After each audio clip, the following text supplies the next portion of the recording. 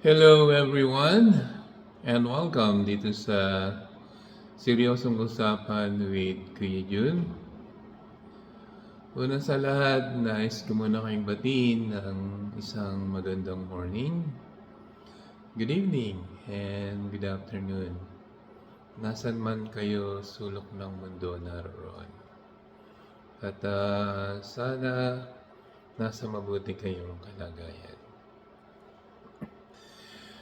Nais ko rin munang magpasalamat dun sa mga nakapag-subscribe at sana patuloy kayong susubaybay at susuporta dito sa aking munting channel. Maraming salamat. At doon naman sa hindi pa nakakapag-subscribe, subscribe na kayo upang sa ganun ay sama-sama tayo dito sa Seryosong Usapan with Kuya Jun. Okay. Ang ating pag-uusapan sa ngayon, or ang ating topic sa ngayon, ay itong si Super Ate Kuno. Itong si Senator Amy Marcos.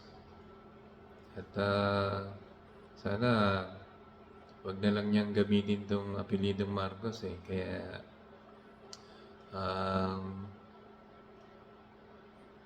kasi wala naman siyang ginawang imbis na suportahan o tulungan yung kapatid na ating presidente na si Bongbong Marcos wala naman itong ginawa itong super ate kuno ay tumuligsa at sumama dun sa mga taong tumutuligsa din sa ating Pangulo na si PBBM.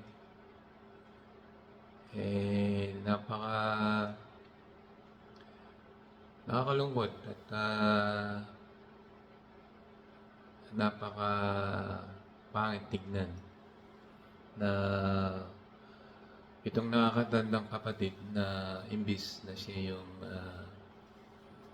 isang gagabay o tutulong sa kanyang nakakabatang kapatid na ating presidente na si PBBM walang ginawa kundi kumontra ng pumontra.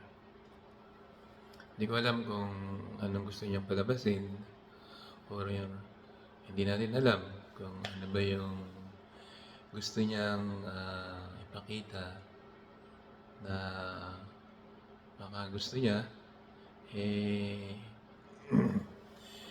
makita natin o makita ng sa sambayan ng Pilipino na mas matalino siya. Kaso hindi ganun ang dating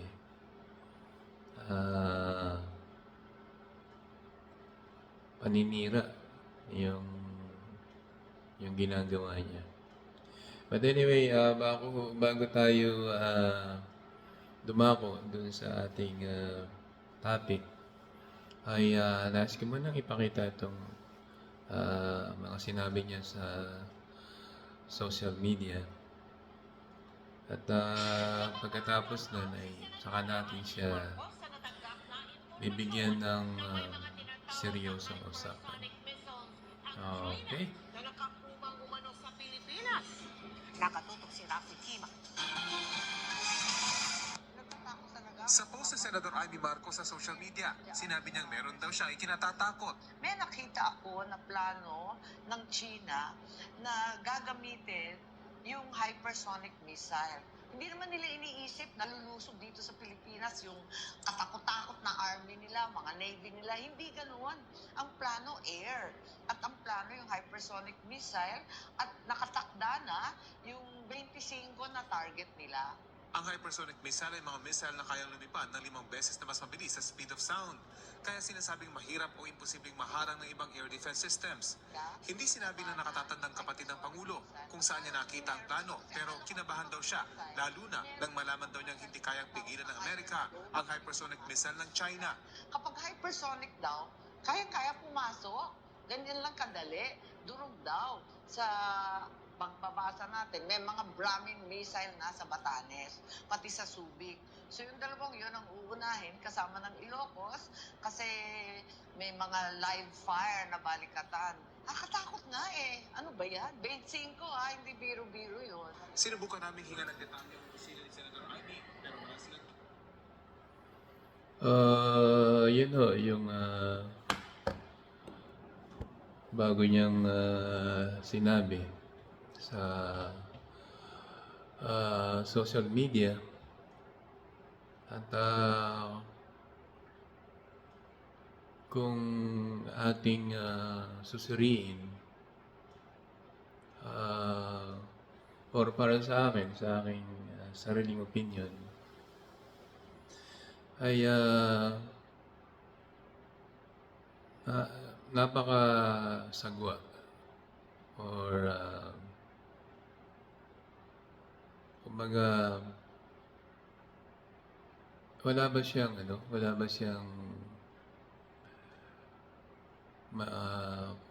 sariling pag-iisip man lang o konting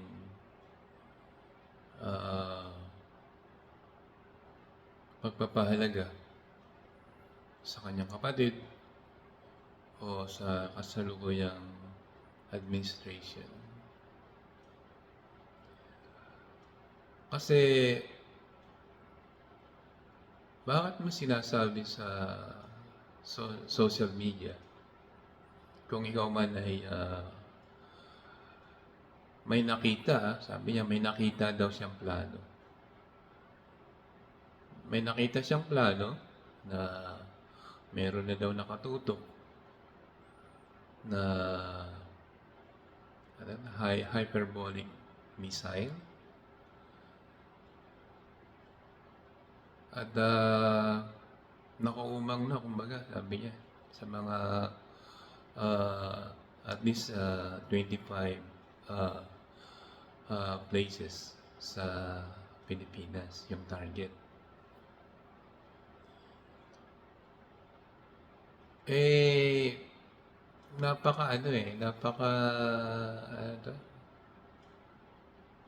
Wala ka bang sariling pag-iisip, Senator Amy Marcos? Senador ka pa naman. Tsaka isa pa, kapatid ka ng presidente.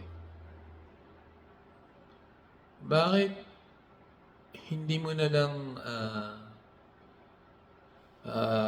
sinabi or hindi mo na lang kinausap yung kapatid mo na si PBBM o kung totoo man na may nakita ka na plano ng China na ganyan, ba't hindi mo na lang sinabi sa kanya kung totoo man yan? Kasi ano yan eh, kumbaga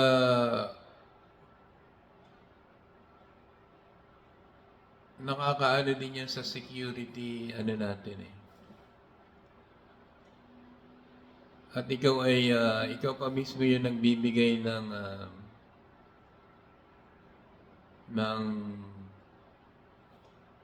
pananakot sa ating mga kababayan na mismong sinabi mo pa sa social media. Ay senador ka pa naman. Kapatid ka ng presidente. Ano ba talaga yung mo? Ano ba talaga yung plano mo? Senator Amy Marcos.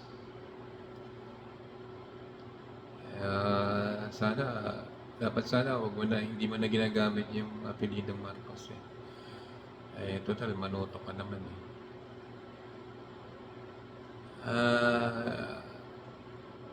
Laging ganyan, kapag may mga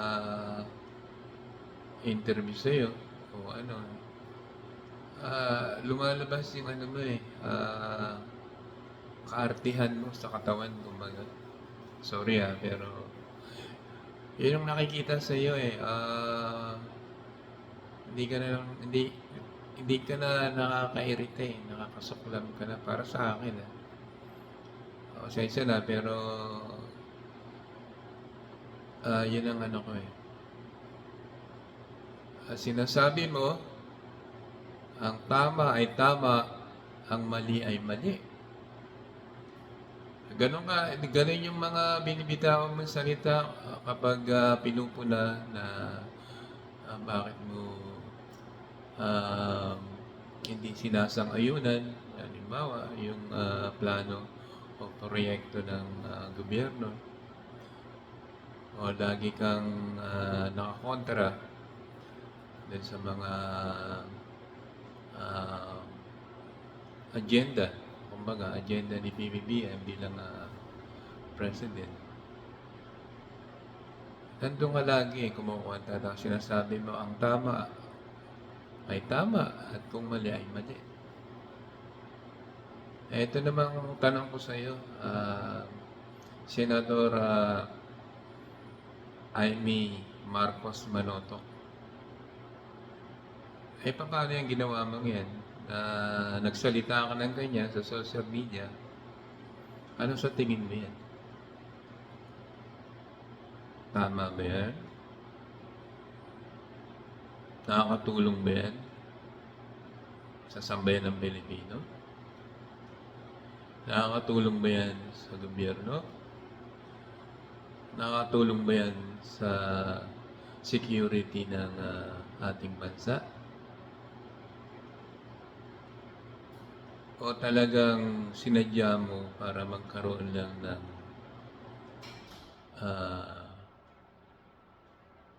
kaguluhan?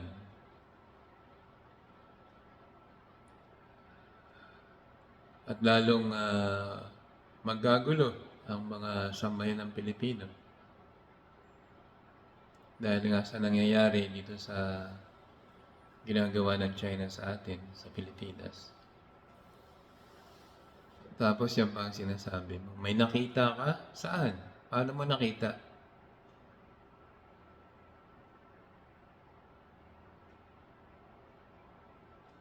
Or isa ka na rin bang pro-China?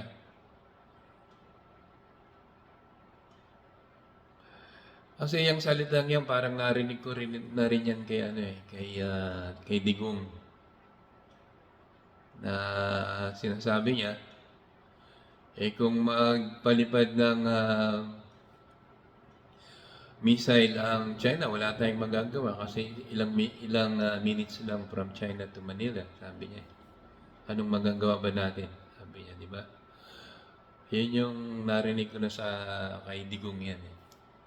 So ngayon, dito sa sinasabi mo, parang hindi kayo nagkakalayo ni Digong eh. Ano ba? Talagang pinapakita mo na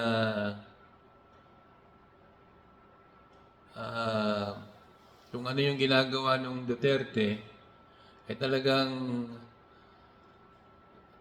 doon ka talaga pumapanig. Ganun ba yun?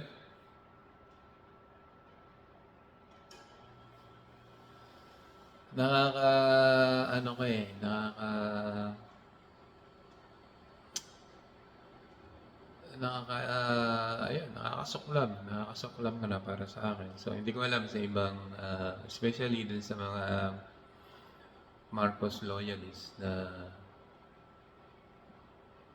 alam nila kung ano ba talaga yung Marcos family. Ikaw lang talaga yung naiiba eh. Ikaw lang yung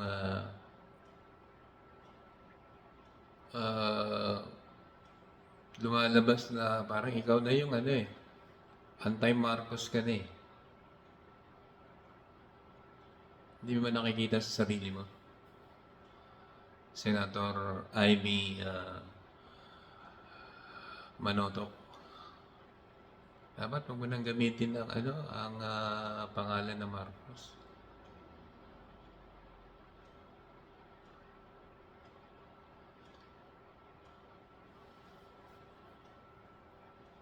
Sa ginagawa mo, marami ka nang ginawa na ikaw mismo yung sumisira sa pangalan niyo, Marcos family.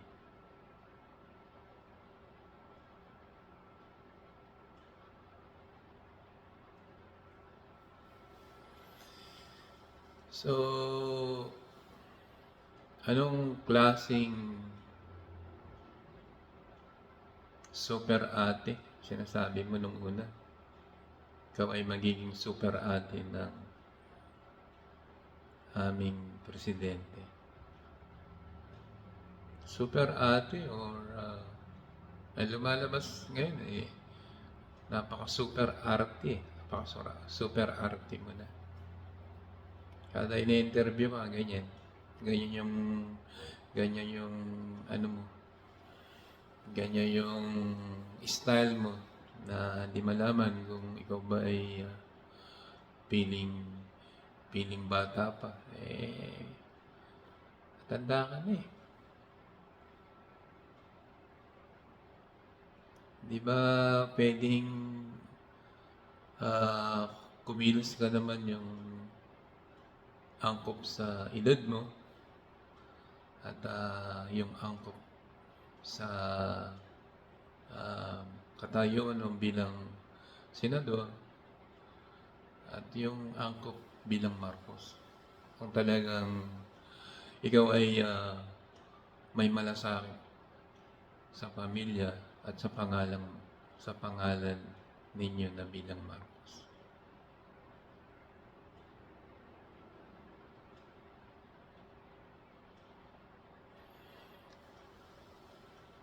Kaya nakakalungkot lang kasi na ang isang Marcos na kapatid pa mismo ng presidente ay siya pa yung parang naninira or hindi lang parang o talagang naninira. Kasi alam mo na may mga taong kumukontra sa kapatid mo, presidente natin na si PBBM, kung ano-ano yung binabato sa presidente, kung ano-ano yung masasamang binabato sa kanya, sinisiraan siya, halos na, yung iba nga, minumura na nga eh. Pero ikaw, doon ka pa kumakampi, doon sa mga taong yun. Nandun pa yung ano mo sa kanila. Doon ka pa mismo, parang sumasang-ayon ka doon sa ginagawa ng mga taong yun. Kumbaga, pag minura nila si BBM, parang tuwan-tuwa ka pa na parang gusto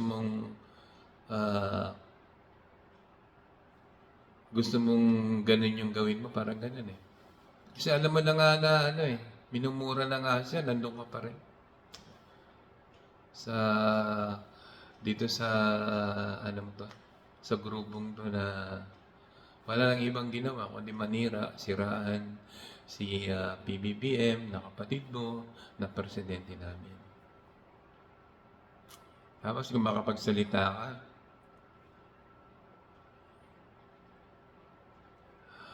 pinapangalagaan mo pangalan nyo bilang Marcos, pinapangalagaan mo si PBBM bilang kapatid mo. Wala akong makita Jaime Manotoc Marcos.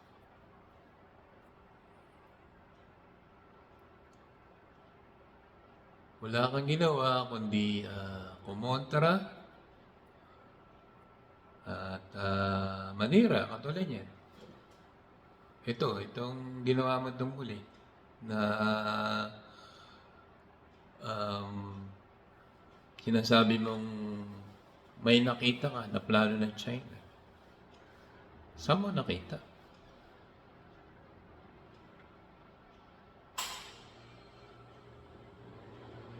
O ikaw rin ba ay malamang isa ka na rin puro China. Hindi mo ba inisip ka anong idudulot ng ginawa mo?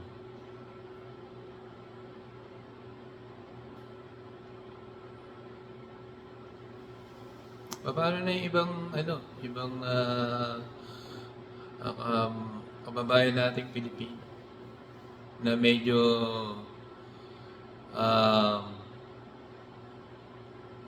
mapaniwalain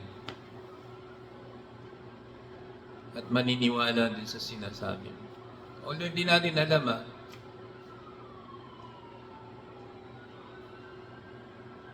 so ano sa palagay mo ang naidulot mo dun sa mga tao? Nakatulong ka ba?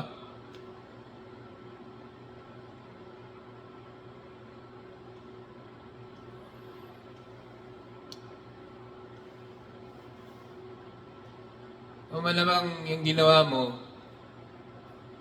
ay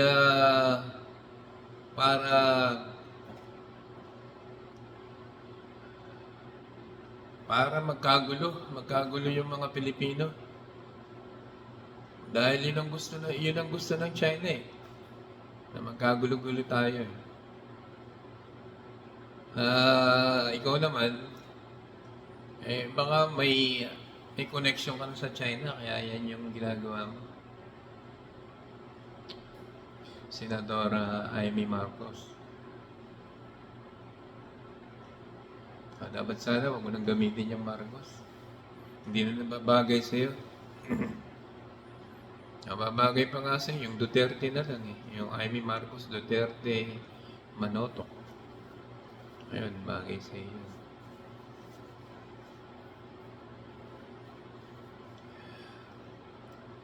Alam mo yun, nakakasama ka ng loob, Senator Amy Manotok.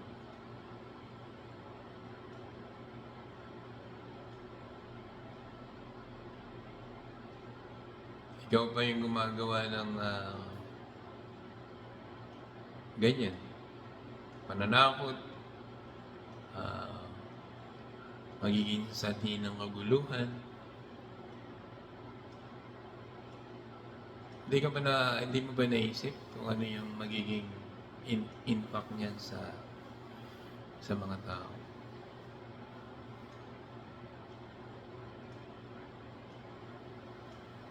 May nakita kang plano? Saan mo nakita?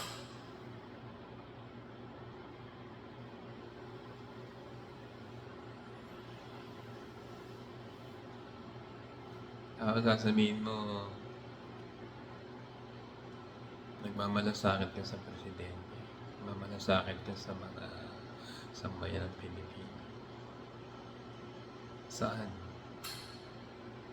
Saan banda dun?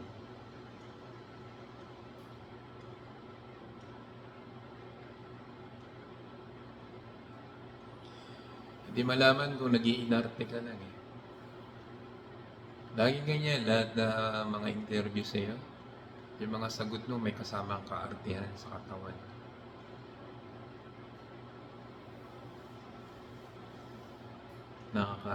Yung masakit sa mata. Biruin mo, sa edad mong yan, hindi ka na teenager para mag-inarte ng ganyan. Yung mga galawan mo ngayon hindi ka na nalalayo kila Robin Padilla, dito kay Bato, yan, kay Duterte. Ganyan na yung mga galawan Kaya, kung ikaw ay tatakbo pa ngayong 2025 bilang senator ulit.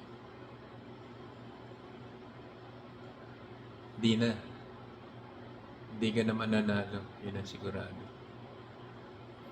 Marami nang galit sa iyo.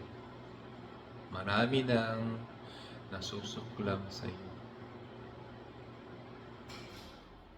Kasi nababasa ko yung mga comment ng mga tao eh. Sa iba't ibang ayaw na nila sa'yo. Kaya tigilan mo na yan. Tigilan mo na sana yung kaartihan mo. Senador Amy Manotoc. Mag-isip-isip ka. Mag-isip-isip ka naman. Bigyan mo naman ng delikadesa o kahihiyan ng pamilya nyo. O yung kapatid mo na lang sa PBBM na presidente namin.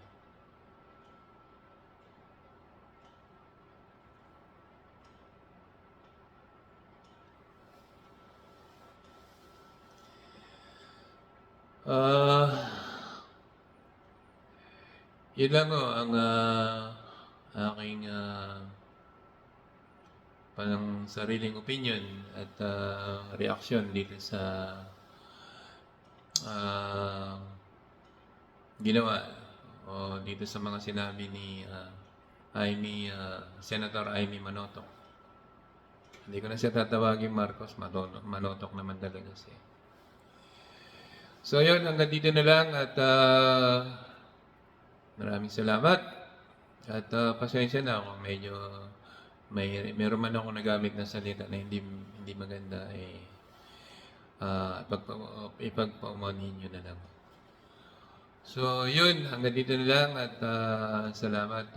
Huwag nyo sana kakalimutan din na mag subscribe, like, and share. Thank you for watching and see you next time. God bless.